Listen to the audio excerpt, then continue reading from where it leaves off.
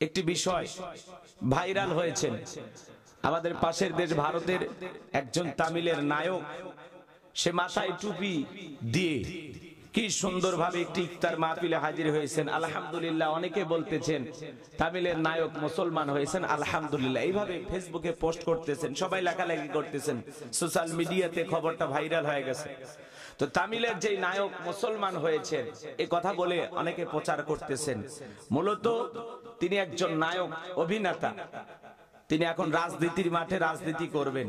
এই জন্য সে একটি ইফতার মাহফিলে অংশগ্রহণ করেছেন। আলহামদুলিল্লাহ, সেখানে তিনি অংশগ্রহণ করেছেন এমন ভাবে দেখে বোঝা যাচ্ছে না লোকটা মুসলমান না অমুসলিম, দেখার কোনো উপায় নাই। যদিও সে খ্রিস্টান ধর্ম অবলম্বী একজন নায়ক, তামিলের নায়ক, তিনি মুসলমান হয়েছেন এই কথা বলে অনেকে প্রচার করতেছেন। অনেকে সোশ্যাল মিডিয়াতে বলতেছেন আলহামদুলিল্লাহ, তামিলের নায়ক মুসলমান হয়েছেন, ওনার নাম ছিল বিজয়, উনি নাকি মুসলমান হয়েছেন, এই কথা বলে অনেকে প্রচার করতেছেন। আসলে রমজান মাস এসেছেন আমাদেরকে পরিবর্তন করার জন্য। তো তিনি রমজান মাসে যেহেতু একজন রাজনৈতিক নেতা, আবার পাশাপাশি নায়ক, তিনি একটি ইফতার মাহফিলে হাজির হয়েছেন। সেই দিন তিনি সারাটা দিন রোজা রেখেছেন এবং রোজাদারদের সাথে মসজিদে বসে ইফতার করেছেন। ইফতার শেষে তিনি নামাজও আদায় করেছেন এবং মোনাজাত, যখন ইফতারের পূর্বে মুহূর্তে দোয়া করা হয়, কারণ ইফতারের পূর্বে মুহূর্তে আল্লাহ তাআলা দোয়াকে কবুল করেন, সুবহানাল্লাহ বলেন। এই যে ইফতারের পূর্বে মুহূর্তে তিনি মোনাজাতে হাত তুলেছেন, সালাত আদায় করেছেন। মূলত এটা তার রাজনীতিক একটি কৌশল, মুসলমানদেরকে তার নির্বাচনে ভোট পাওয়ার জন্য তার এটা একটা রাজনৈতিক কৌশল। মুসলমানদেরকে কাছে টানতে রাজনৈতিক একটি কৌশল হিসাবে সে মুসলমানদের সাথে ইফতার করেছেন, মাথায় টুপি দিয়েছেন, সালাত আদায় করেছেন, রোজা রেখেছেন। এটাকে দেখে আমরা অনেকেই ভাবতেছি যে তিনি মুসলমান হয়েছেন। আসলে কথাটা সত্য না, কথাটা সঠিকভাবে অনেকেই বলতেছেন। আসলে এখন সঠিক যে তথ্য আমরা পাই নাই, সঠিক তথ্য এখনো পাইনি। আসলে তিনি মুসলমান হয়েছেন কিনা, মুসলমান হয়েছেন কিনা, অনেকে আবার তার ভিডিওটাকে নিয়ে বলতেছেন এই যে দেখেন কালেমা পড়তেছেন, তার কালেমা পড়ার দৃশ্যটাও অনেকে ভাইরাল করতেছেন। আসলে মূলত তিনি যখন মুনাজাতে অংশগ্রহণ করেছেন সেই জায়গা থেকে তিনি দোয়া পড়তেছেন, সেটাকে কালেমার সাথে এডিট করে লাগিয়ে দেওয়া হয়েছে। আর তিনি যদি মুসলমান হন আমরা তো খুশি হব, কারণ ইসলামের সুশীতল ছায়াতলে সবাই আশ্রয় গ্রহণ করুক।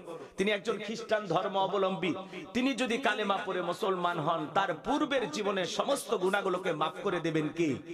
আল্লাহ। এবার দক্ষিণ ভারতের তামিল ছবির সুপারস্টার ও রাজনীতিবিদ থালাপতি বিজয় মুসলমানদের সাথে ইফতারি করলেন এবং রোজাও রাখলেন, এমন একটি নিউজ টাইমস অফ ইন্ডিয়ার এক প্রতিবেদনে বলা হয়েছে। এবং তার ইফতারি করার দৃশ্যের ভিডিওগুলো দেখে অনেকেই সামাজিক যোগাযোগ মাধ্যম ফেসবুকে তার অনেক প্রশংসা করছেন এবং গুঞ্জন উঠেছে তিনি নাকি মুসলমান হয়ে গিয়েছেন, যেটা সম্পূর্ণ মিথ্যে। তবে এর পেছনের যে আসল ঘটনা, এই ঘটনাটা শুনে অনেক নেটিজেনরা পজিটিভ মন্তব্য করেছেন, আবার অনেকে বিরূপ প্রতিক্রিয়া দেখিয়েছেন। তবে আমার কাছে বিষয়টা অত্যন্ত ভালো লেগেছে এই জন্যে যে ইসলাম ধর্ম যে একটা অসাম্প্রদায়িকতার ধর্ম, যারা আমাদেরকে সাম্প্রদায়িক বুলি শিখায় তাদের দেশেই এই অসাম্প্রদায়িকতার নজির অনন্য স্থাপন করেছেন মুসলিমরা। যেখানে আপনি জানলে অবাক হবেন, এই তামিল ছবির সুপারস্টার ইনি একজন ভিন্ন ধর্মী লোক হয়ে ইনি যেহেতু সামনে নির্বাচনে অংশগ্রহণ করবেন, যার জন্য 3000 রোজাদারকে ইফতারি করার জন্য তিনি বিশাল আয়োজন করেছেন। সেখানে মুসলিমরা ভিন্ন ধর্মের লোক দেখে নাই, অসাম্প্রদায়িকতার নজির স্থাপন করেছেন, তার আয়োজিত ইফতারে অংশগ্রহণ করে ইফতার করেছেন।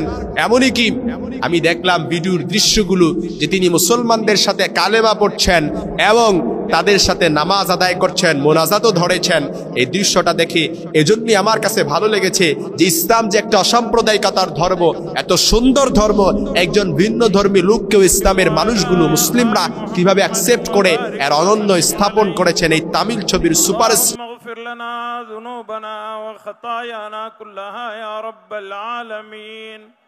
لا إله إلا الله العليم الكريم سبحان الله رب العرش العظيم آمين والحمد لله رب العالمين آمين نسألك موجبات رحمتك وعزائم مغفرتك آمين والغنيمة من كل بر والسلامة من كل إثم آمين لا تدع لنا ذنبا إلا غفرته ولا هما إلا فرجته ولا دينا إلا أديته ولا مريضا إلا شفيته ولا حاجة هي لك رضا إلا قضيتها ويسرتها يا أرحم الراحمين يا أكرم الأكرمين لا إله لا إله إلا الله إلا الله حي القيوم حي القيوم القائم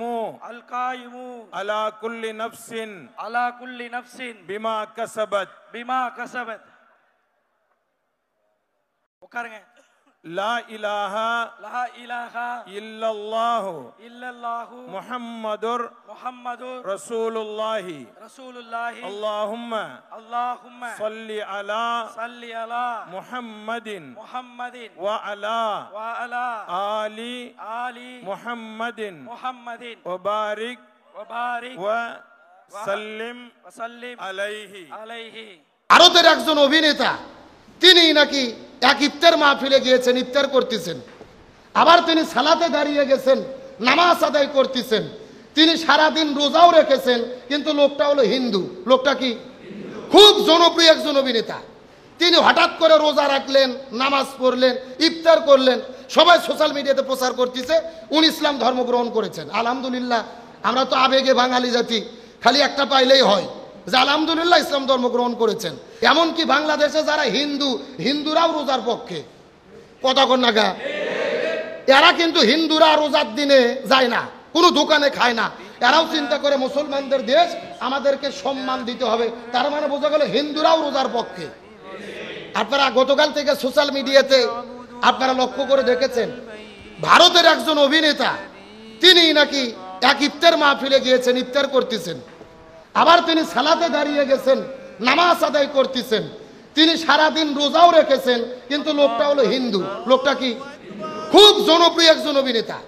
তিনি হঠাৎ করে রোজা রাখলেন, নামাজ পড়লেন, ইফতার করলেন, সবাই সোশ্যাল মিডিয়াতে প্রচার করতেছে উনি ইসলাম ধর্ম গ্রহণ করেছেন। আলহামদুলিল্লাহ, আমরা তো আবেগে বাঙালি জাতি, খালি একটা পাইলেই হয় যে আলহামদুলিল্লাহ ইসলাম ধর্ম গ্রহণ করেছেন। আসলে মূল ঘটনা উনি ইসলাম ধর্ম গ্রহণ করেনি। উনি জনপ্রিয় অভিনেতা ছিলেন, কিন্তু সাম্প্রতিক তিনি একটা দল গঠন করেছে। এখন দল গঠন করে যদি নির্বাচনে যায়, সামনে ভোটের দরকার আছে না নাই? এখন ভোট কি শুধু হিন্দুদের ভোট না মুসলমানের ভোটও আছে? ও সারা জীবন ইসলামের বিরুদ্ধে সিনেমা করেছে, বিভিন্ন মুসলিম দেশে তার সিনেমা নিষিদ্ধ। এখন সে চিন্তা করছে যেহেতু রাজনৈতিক দল করেছি, আমার দলে হিন্দুদেরকেও লাগবে, মুসলমানদেরকেও। এই জন্য এখন তিনি নিজে রোজা রাখতেছে, ইফতার করতেছে, মুসলমানদের নিয়ে প্রোগ্রাম করতেছে। তার মানে বোঝা গেল এর উদ্দেশ্য রোজা রাখা না, এর উদ্দেশ্য হলো রোজা থেকে নামাজ পড়ে দল ভারী করা।